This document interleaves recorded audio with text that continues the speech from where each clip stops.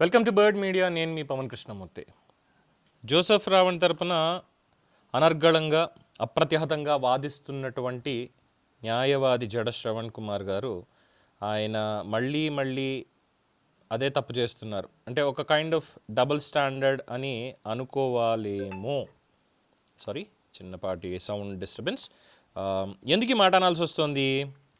ఇవాళ పొద్దున్నే మళ్ళీ ఆయనకి సంబంధించినటువంటి ఒక అప్డేట్ ఒకటి వచ్చింది from supreme court. And they or something in complete తీసుకోవాలి అన్నప్పుడు అదే నాన్ ప్రాక్టీసింగ్ అడ్వకేట్కి సంబంధించి అన్నాం కదా, దానికి సంబంధించి ఏదో మాట్లాడుతున్నారు.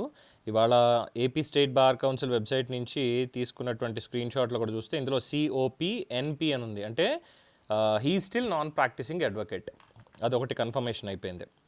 దానికి సంబంధించినటువంటి స్క్రీన్ రికార్డ్ ఇక్కడ మీరు చూడొచ్చు. ఆఫ్టర్ దాట్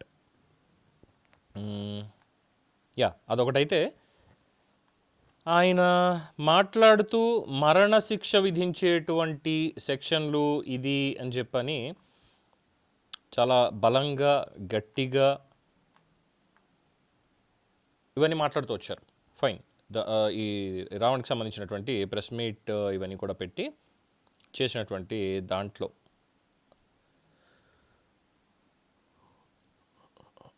ఇది అంటే కొన్ని పాయింట్స్ మనం వినాలి. ఇక్కడ డబుల్ స్టాండర్డ్ ఎలా వస్తుంది అనేటువంటి దానికి సమాధానం చెప్పాలి కాబట్టి గన్నవరంలో ముగిసినటువంటి రావణ్ కేసులో వాదనలు తీర్పు వచ్చే అవకాశం. ప్రభుత్వం తరఫున 25 మంది లాయర్లు, రావణ్ తరఫున జడ శ్రవణ్ కుమార్ కామెంట్స్. మరణశిక్ష పడే సెక్షన్ల కింద రావణ్పై కేసు పెట్టారు.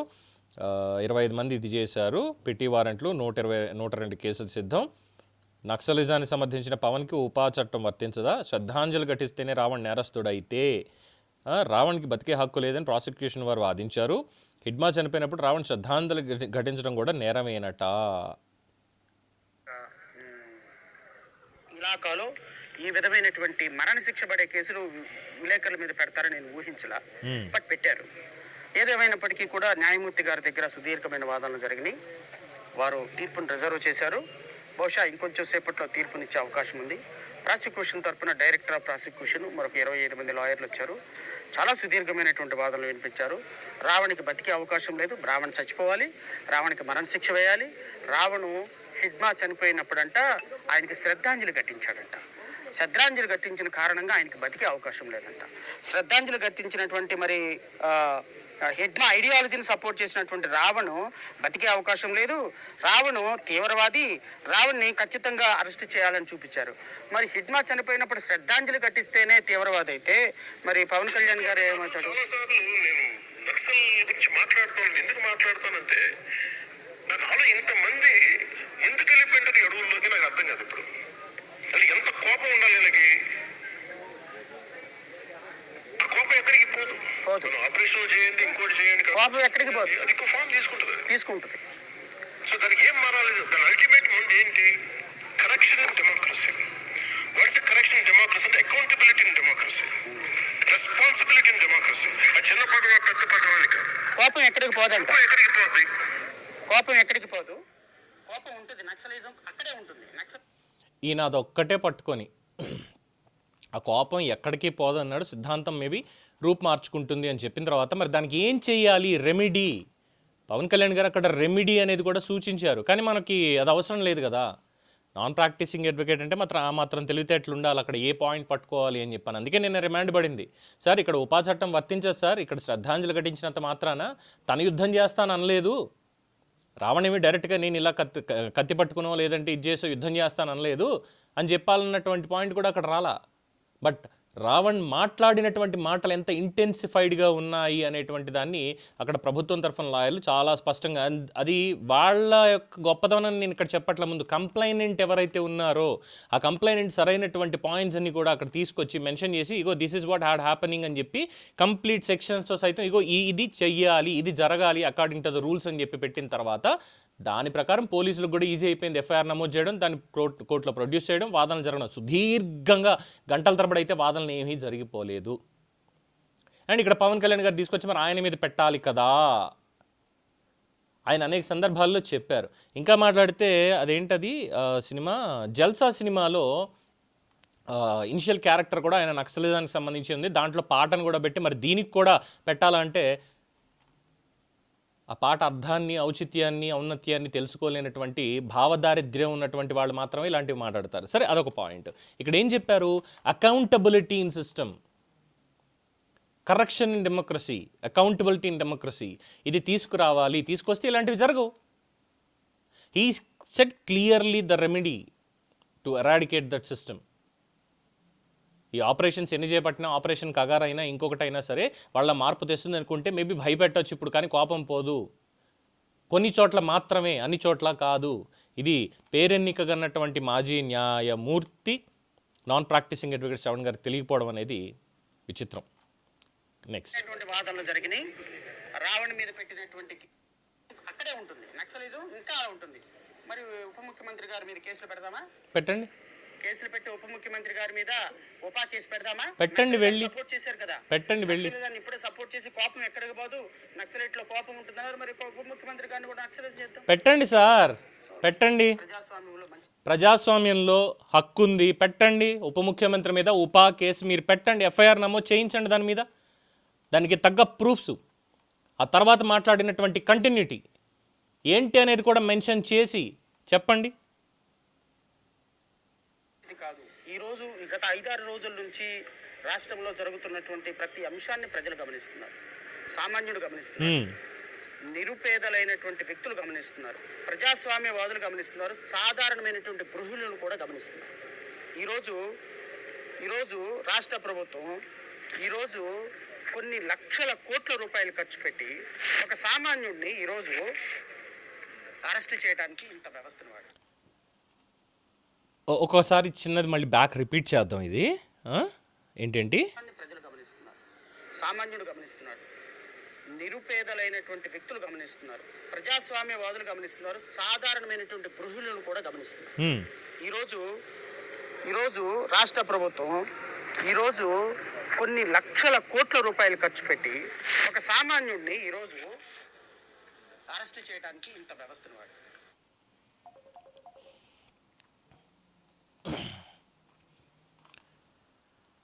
ప్రజాస్వామ్యవాదులు, పేదలు, నిరుపేదలు, ప్రజలు అందరూ కూడా గమనిస్తున్నారు. ఈరోజు ప్రభుత్వం కొన్ని లక్షల కోట్లు ఖర్చు పెట్టి, కొన్ని లక్షల కోట్లు, ఏదో సినిమాలో డైలాగ్ ఉంటుంది కదా, ఏ క్లాస్లో చేరడానికి తీసుకొచ్చారు అంటే 1వ క్లాస్ అంటే తీసుకెళ్ళి ఎల్కేజీలో పడండి అని.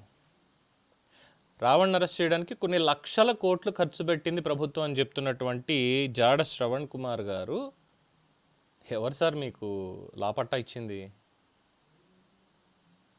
ఎవరు సార్ ఇచ్చింది మీకు లాపట్టా? ఎవరు సార్ ఇచ్చింది? ఏ టెన్షన్లో ఉన్నారని చెప్పి లక్షల కోట్లు, మొన్న కూడా 1,10,00,000 అనడానికి 1,10 కోట్లు, 10 లక్షల కోట్లు, అది ఇది అని చెప్పి సమాధానం అక్కడ మాట్లాడారు. కాళ్ళు నరికేస్తానంటూ క్రిమినల్ మైండెడ్ తోటి అక్కడ మాట్లాడారు. ఎవరు సార్ ఇచ్చింది మీకు? ఏ యూనివర్సిటీ సార్ మీకు ఇచ్చింది? ఐ డోంట్ నో, తెలుసుకోవాలని అడుగుతున్నా. అంటే ఒక పార్టీ పెట్టారు, ఇంత ఇది చేయాలి అని చెప్పే దీంట్లో ఉన్నారు, ఏకంగా కేసుల మీద కేసులు, 5,000 కేసులు పైచిలకు, దాదాపు 25 కోట్ల రూపాయలు ఎంతో దేనికో ఖర్చు పెట్టారు అని కూడా ఏదో ఒక స్టేట్మెంటు. 850 కోట్ల రూపాయలు తెలుగుదేశం పార్టీని, అంటే నియోజకవర్గానికి 5 కోట్ల చొప్పున, అలాగే 5 ఎమ్మెల్యే సీట్లు, మొత్తం ఓవరాల్గా 850 కోట్లు అడిగారు. అంటే అక్కడ లెక్కలు బాగానే వచ్చాయి. మరి ఇక్కడికి వచ్చిన తర్వాత ఏంటి సార్? ఆఫ్టర్ ఆల్ ఒక యూట్యూబర్ ఎవరైతే సమాజంలో అస్థిరత క్రియేట్ చేయడానికి ప్రయత్నిస్తున్నాడో, ఒక మొమెంటం తోటి, ఒక భావజాలంతో అతను అరెస్ట్ చేయడానికి లక్షల కోట్లు ఖర్చు పెట్టిందా?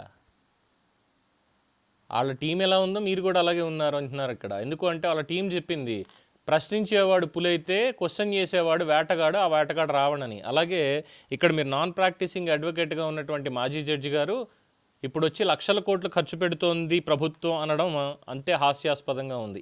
వీటిని అంటారు డబుల్ స్టాండర్డ్స్ అని చెప్పని. వాదనలు జరిగినాయి. రావణ్ మీద పెట్టినటువంటి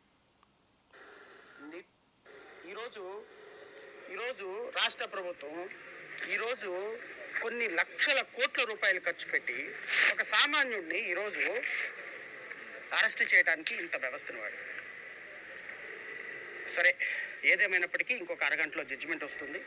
రావణ్ అరెస్ట్ అయినప్పటికీ కూడా, రావణ్ రిమాండ్కి వెళ్ళినప్పుడు కూడా రావణ్ మీద ఇంకా 102 కేసులు రెడీ చేసి పెట్టారు. ప్రతిరోజు ఒక పీటీ వారెంట్ వేయాలి, రాష్ట్ర వ్యాప్తంగా అతన్ని బయటకు రానివ్వకూడదు, 1 సంవత్సరం పాటు రావణ్ని జైల్లో పెట్టాలనేటువంటి ఒక దుర్మార్గకరమైనటువంటి చర్యలకి రాష్ట్ర ప్రభుత్వం చేసింది. ఈ కాన్సన్ట్రేషను సుగాలి ప్రీతి చంపేసినటువంటి వ్యక్తుల మీద పెట్టినట్టయితే చాలా బాగుండేది. ఈ కాన్సన్ట్రేషన్ ఒక పాప చనిపోయింది కదా, ఆ పాప మీద పెట్టినట్టు ఇంకా బాగుండేది. ఈ కాన్సన్ట్రేషన్ రోజుకు మర్డర్ రేపు జరిగి పోలీసు లాకప్లు జరుగుతుంది కదా, దాని మీద పెట్టినట్టు సరిపోయేది. సో దాని కేసుల మీద అయితే ఏమి కాన్సన్ట్రేషన్ ఉండదు. సోషల్ మీడియాలో పవన్ కళ్యాణ్ గారి గురించి ఒక మాట మాట్లాడితే మాత్రం కాన్సన్ట్రేషన్ ఉంటుంది. ఏదేమైనప్పటికీ మీరు రాజ్యద్రోహం కేసు పెట్టారు. ఈ కేసులో రిమాండ్ అయినా, ఎన్ని వందల పీటీ వారెంట్లు వేసినా, లీగల్గా న్యాయ పోరాటం, రాజకీయ పోరాటం, ప్రజా పోరాటం రావణ్ని విడిపించే దాంట్లో కొనసాగుతుంది. ఈ రోజు చేసినటువంటి ఈ 4-5 రోజుల నుంచి రాష్ట్ర ప్రభుత్వం చేసినటువంటి విన్యాసాల యొక్క రిప్లికేషన్స్ 2029లో రిఫ్లెక్ట్ అవుతాయి.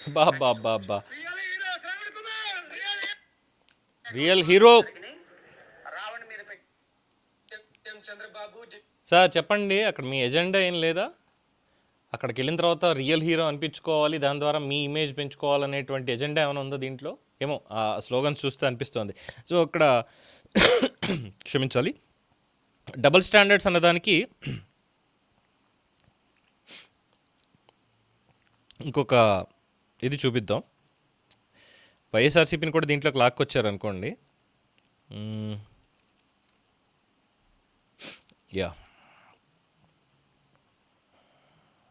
ఈరోజు కేసులు పడుతున్న సందర్భంలో కనీసంగా ప్రతిపక్ష పార్టీ జగన్మోహన్ రెడ్డి గారిని కూడా నేను ఈ సందర్భంగా చాలా డిసప్పాయింటెడ్ గానే విమర్శించాల్సి వస్తుంది. చాలా సెన్సిబుల్ పాయింట్ కూడా. ఈ రోజు రావణ్ ఎవరి గురించి మాట్లాడారండి? పాలకపక్షానికి వ్యతిరేకంగా మాట్లాడారు. Who will be the benefited party? Jaganmohan Reddy and YSR Congress party. Ravan మాట్లాడింది ప్రభుత్వానికి వ్యతిరేకంగా, ప్రభుత్వ హింసకు వ్యతిరేకంగా మాట్లాడితే, శ్రవణ్ కుమార్ అనేవాడు ప్రభుత్వ హింసకు వ్యతిరేకంగా మాట్లాడితే దాని బెనిఫిటెడ్ పార్టీ జగన్మోహన్ రెడ్డి. ఈ రోజు ప్రజాస్వామ్యం కోసం ఈ గొంతెత్తి తెరిచేటువంటి జర్నలిస్టుల గురించి జరుగుతుంటే, దళిత క్రైస్తవులకి 40% ఓటింగ్ ఉన్నటువంటి మీకు ఈ రోజు దళిత క్రైస్తవుల సమస్యల గురించి పట్టడంలా, చర్చలు కూల్చుగా మాట్లాడటంలా, రఘురామకృష్ణరాజు ఏ సమస్యల గురించి మాట్లాడినా మీరు మాట్లాడటంలా, చర్చల మీద మైకులు కూరుస్తుంటే మాట్లాడటంలా, పాస్టర్ల మీద కేసులు పెడుతుంటే మాట్లాడటంలా, పాస్టర్ల యొక్క కాస్ట్ సర్టిఫికేట్ క్యాన్సిల్ చేస్తుంటే మాట్లాడటంలా, కూల్చిన చర్చలను కట్టాలి అని మాట్లాడటంలా, 1950 ఆర్డర్ ని మళ్ళీ రిస్టోర్ చేసి కొట్టేసి దళిత క్రైస్తవులకు ఎస్సీ హోదా ఇవ్వాలని భారతీయ జనతా పార్టీని డిమాండ్ చేయటంలా. మీరు దేనికోసం ఉన్నారండి రాష్ట్రంలో? 40% ఓటింగ్ మీకు ఎందుకు ఉండాలండి? ఎందుకు జగన్మోహన్ రెడ్డికి దళిత క్రైస్తవులు ఓట్లు వేయాలండి? ఈ రోజు జరుగుతున్నటువంటి దాడుల మీద ప్రశ్నించాల్సిన బాధ్యత జగన్మోహన్ రెడ్డి గారికి లేదా? ప్రెస్ మీట్లు పెట్టి మావిగన్ గురించి మాట్లాడతారా? ఈ రోజు కేసులు పడుతున్న సందర్భంలో కనీసంగా ప్రతిపక్ష పార్టీ జగన్మోహన్ రెడ్డి గారిని కూడా నేను ఈ సందర్భంగా చాలా డిసప్పాయింటెడ్ గానే విమర్శించాల్సి వస్తుంది. చాలా సెన్సిబుల్ పాయింట్ కూడా, చాలా సెన్సిబుల్గా, చాలా ఇది ఇక్కడ ఇంకొకటి అనమాట. ఎవరు బెనిఫిట్ అవుతున్నారు అంటే, ఎవరికైనా అవ్వకపోయినా జగన్ మాత్రం అవ్వకూడదు అనేటువంటి ఈ ఆలోచన కనిపిస్తుంది. ఎందుకంటే ఒక పార్టీ అధినేతగా ఉన్నటువంటి వ్యక్తి ఇంకొక పార్టీ అధినేత ప్రతిపక్షంగా ఉంది, మీరు ఎందుకు చేయట్లేదు, మీకు మాత్రం ఓట్లు వద్దానంటే ఇక్కడ క్లియర్ కట్గా ఎజెండా అని అర్థమైపోయింది. ఎవరెవరు కలిసి ఉన్నారు, ఏం చేస్తున్నారు, ఎందుకు కూటమి ప్రభుత్వానికి అగెయిన్స్ట్గా వీళ్ళు పనిచేయాలి అంటే వీళ్ళకి అధికారం వచ్చేయాలి, వచ్చేసిన తర్వాత ఎవడు పడితే ఆట తీసేయాలి అనేటువంటి ఒక కార్యక్రమం పెట్టుకున్నారన్నమాట. Which is fact. It is clearly వాళ్ళ భాషలో కానీ భావ వ్యక్తీకరణలో కానీ స్పష్టంగా కనిపిస్తోంది. రాజ్యాంగపరంగా వెళ్ళండి, ఎవరు వద్దన్నారు? లేదు మా ఇష్టం మేం చేస్తాం, మాకు కావాల్సింది మేము చెప్తాం, మీరు చెయ్యాల్సిందే. భలే ఉన్నాయి సార్ డబుల్ స్టాండర్డ్స్. ఇక జగన్మోహన్ రెడ్డి గారిది అంటారా, అది మళ్ళీ మాడుకుందాం. దీని మీద మీ అభిప్రాయం తెలియచేయండి. చూస్తూనే ఉండండి ది బర్డ్ మీడియా. ఈ వీడియో మీకు నచ్చినట్లయితే లైక్ చేయండి, షేర్ చేయండి, సబ్స్క్రైబ్ చేయండి. మరిన్ని అప్డేట్ల కోసం మా వాట్సాప్ ఛానల్ను ఫాలో చేయండి.